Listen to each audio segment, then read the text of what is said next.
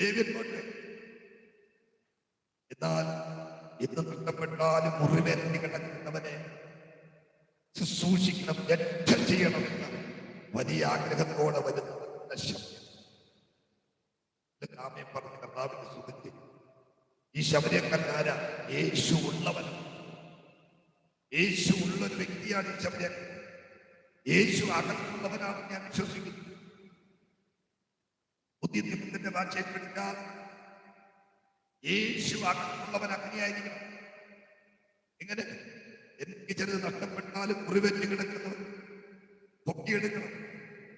എന്റെ ലൈഫിൽ ചില വേദന ഉണ്ടെങ്കിലും മറ്റുള്ളവന്റെ മുറിവ് കിട്ടുന്ന ഒരു നല്ല ശബരിയക്കാരനെ പോലെ ആയിത്തീരാൻ ഇന്ന് രാത്രി കർത്താവ് നിങ്ങളെ കുറിച്ച് ആഗ്രഹിക്കുക. കണ്ടോ, ശബരിയക്കാരനെ കണ്ടോ? തന്റെ കയ്യിലിരിക്കുന്നത് എന്താ? എണ്ണ.